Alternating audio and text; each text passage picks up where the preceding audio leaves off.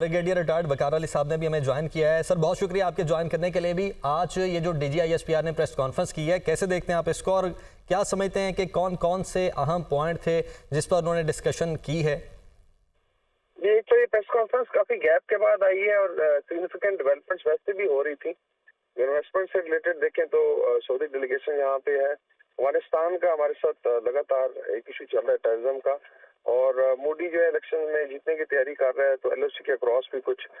Messages वगैरह उन्होंने convey किए। और फिर 9 मई परसों है, तो आई थिंक ये जो 4-5 बड़ी चीजें थी उसका अहाता किया गया। कुछ चीजें उन्होंने डायरेक्ट बातचीत की, कुछ चीजें जो है वो उस तरह से सेशन में सामने आई।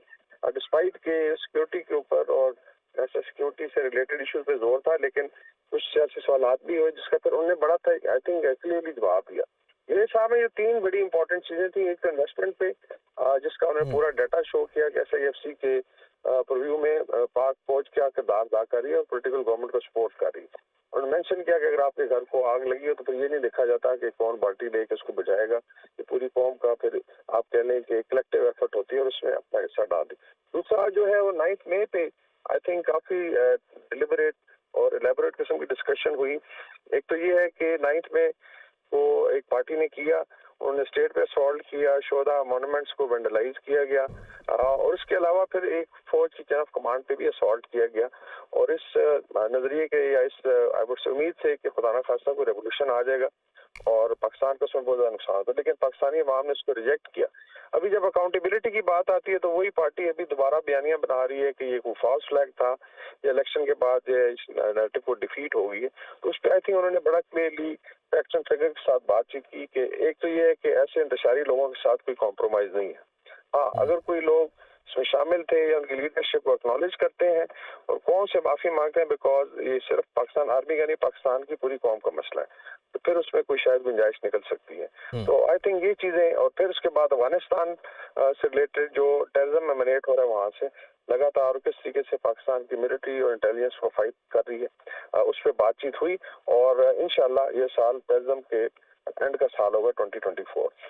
सही। सैयद मोहम्मद अली साहब ने भी हमें ज्वाइन कर लिया, दिफाई तजियाकार। सैयद मोहम्मद अली साहब बहुत शुक्रिया आपके ज्वाइन करने के लिए भी। आप आज की जो प्रेस कॉन्फ्रेंस थी इसको कैसे देखते हैं, कैसे एनालाइज करेंगे? देखिए, जो आज की गैर मामूली प्रेस कॉन्फ्रेंस थी, क्योंकि काफी अरसे के बाद DGISPR ने लाइव प्रेस कॉन्फ्रेंस की है बहुत सारे चैनल पे। मैं समझता हूँ कि इसके 3 पहलू जो अहम तरीन हैं। एक तो यकीनी तौर पे कि 9 मई से 2 दिन कबल ये प्रेस कॉन्फ्रेंस की गई है, और इसमें 3 पैगाम बहुत क्लियरली अवाम को, अदलिया को और दीगर रियासती इदारों को और आलमी बरादरी को दिए गए हैं। पहली बात जो सबसे इम्पोर्टेंट है वो ये है कि जो मुख्तलिफ किस्म की सियासत रैया गर्दिश कर रही थी कि कोई डील हो रही है PTI के साथ या किसी सियासी कायदीन या नुमाइंदों के साथ एस्टेब्लिशमेंट और फौज की, उन्होंने बिल्कुल वाज़े अल्फाज में इस तरह की पॉसिबिलिटी को रिजेक्ट कर दिया। वाज़े अल्फाज में ये कह के कि कोई भी ऐसा सियासी जत्था, ग्रुप या पार्टी जो कि GSQ पे, कायद आज़म की रहाइशगाह पे और शुहदा की निशानियों के ऊपर बराह रास्त हमला आवर हो, उसके साथ कॉम्प्रोमाइज पॉसिबल नहीं है जब तक कि वो खुद पब्लिकली आवाम के सामने माफी न मांगे। लेकिन दूसरा पहलू जो इससे ज्यादा अहम है वो ये था कि उन्होंने एक सवाल जवाब के दौरान ये चीज वाज़ेह की कि खुद 9 मई के वाकयात के अंदर फौज के जो आला अफसरान भी मुलव्विस पाए गए, उनके खिलाफ भी जो सबूत और शवाहिद मिले,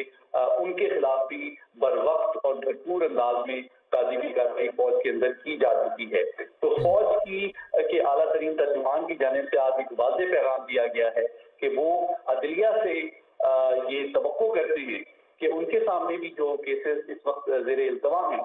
9 मई के हवाले से, वो किसी दबाव और सियासी बयानिए के ज़ेरे असर आए बगैर ट्रांसपेरेंट और इफेक्टिव अंदाज में उनको अपने कानूनी और आईनी तकाज़ों के मुताबिक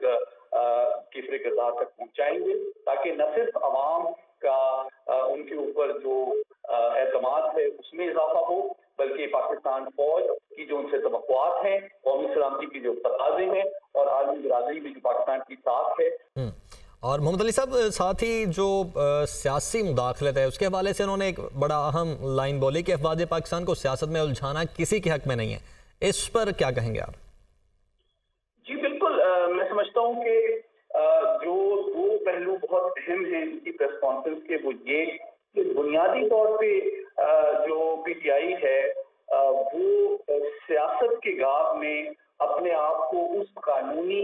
प्रोसेस पे न सिर्फ असरअंदाज होने की कोशिश कर रही है, बल्कि जो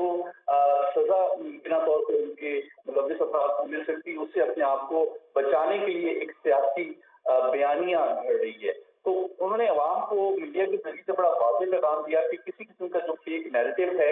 एंटी स्टेट जनरली और एंटी अदलिया और एंटी फौज जो बयानियां हैं उसके वो ज़रिए असर ना आए, और हक़ाइक़ उन्होंने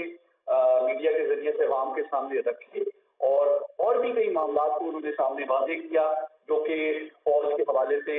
एक नेगेटिव और फेक प्रोपेगेंडा किया जाता है। माफी मामला के हवाले से उन्होंने बहुत वाज़ेह तौर पे कहा कि जो मुख्तलिफ इदारे हैं जहाँ जो कि फौजी रिटायर्ड और शुहदा की वेलफेयर के लिए काम कर रही हैं, वो दरअसल पाकिस्तान के नेशनल एक्सचेकर में 360 अरब रुपए की खतीर एनुअल टैक्स रेवेन्यू की सूरत में रकम कंट्रीब्यूट भी करते हैं और उसमें लाखों सिविलियन भी काम करते हैं। तो उनका जो पाकिस्तान की मईशत में कंट्रीब्यूशन है वो उसके भी हक़ाइक़ उन्होंने सामने रखे। तो दरअसल आज प्रेस जी तमाम फिगर्स उन्होंने बाकायदा तौर पर तमाम फिगर्स प्रोवाइड की कि कितना कितना रेवेन्यू जनरेट हो रहा है उन तमाम इदारों से और कितना कितना रेवेन्यू जो गवर्नमेंट ऑफ पाकिस्तान है उसके खजाने में जमा करवाया जा रहा है। जी बिल्कुल ऐसे ही है, और ये दरअसल अगर मुख्तसर में कहूँ तो आज बहुत जामिया अंदाज में एक इस प्रेस कॉन्फ्रेंस में पाक फौज के तर्जुमान ने तमाम जो कंस्पिरेसी थ्योरी एलिगेशंस और फेक प्रोपेगेंडा है उसका एक बड़ा मुअस्सर और फैक्ट बेस्ड जवाब पेश किया है, ताकि हम हक़ाइक़ जो है मीडिया के जरिए से अवाम के सामने वाज़ेह किए जा सकें, ताकि जो कोशिश की जा रही है कि रियासती इदारों के खिलाफ बिल अमूम और फौज के खिलाफ बिल खुसूस जो नफरत और गलतफहमी पैदा की जाए सोशल मीडिया के जरिए से, उसके पूरे एजेंडे को एक्सपोज भी किया जाए और उसको नाकाम भी बनाया जाए। ठीक, और साथ ही दहशतगर्दी के खिलाफ जो हमारी जंग जारी है उस पर भी उन्होंने बात की, उस पर आप की क्या राय है? देखिए ये बहुत अफसोसनाक बात है कि पाक फौज जो है वो दुनिया की वो फौज है, वो वाहिद फौज है जिसने पिछले 25 साल में इंतहाई बेशकीमत शहादतें और कुर्बानियां दे के दहशतगर्दी के खिलाफ बहुत बड़े पैमाने पे कामयाबियां हासिल की हैं। जिस महाज पे जिस नौयत की जंग में बड़ी आलमी ताकतें भी जो है वो कामयाबियां हासिल नहीं कर सकी, लेकिन ये कुर्बानियां और ये कामयाबियां उन शहादतों और हमारे शोहदा और गाजियों के कुर्बानियों के मजमून मिन्नत है जिसकी वजह से आज हम आज़ादी और सलामती का सांस ले रहे हैं। और लेकिन ये सिर्फ एक महाज है। दूसरे महाज जो मैं आपके तवज्जुह से मुख्तसर बताना बहुत जरूरी समझता हूँ वो ये है कि इस जंग में कामयाबी के लिए फौज की अवाम और मीडिया से तवक्को ये है कि वो उनके साथ सीसा बलाई दीवार बन के खड़े हों और किसी फेक नैरेटिव और फेक प्रोपेगेंडा के ज़ेरे असर ना आए, जिसका बुनियादी तौर पर हमारे दुश्मन का मकसद ये है कि दहशतगर्दी के खिलाफ जंग में एक नफ्सियाती एतबार से अवाम को फौज से दूर किया जाए, गलत फहमियां पैदा की जाए, मुल्क में इंतशार बर्पा किया जाए, हमारी माशी खुशहाली के जो तसव्वुर में रुकावटें डाली जाए। तो इन कंस्पिरेसीज और स्ट्रेटजी को एक्सपोज करना और नाकाम बनाना मीडिया के जरिए से अवाम को हक़ाइक़ बताना यकीनी तौर पर ये बहुत ज़रूरी था और बहुत कॉम्प्रिहेंसिव और बहुत ब्रीफ आज की प्रेस कॉन्फ्रेंस थी। सैयद मोहम्मद अली साहब और ब्रिगेडियर रिटायर्ड वकार खान साहब, आप दोनों का बहुत शुक्रिया।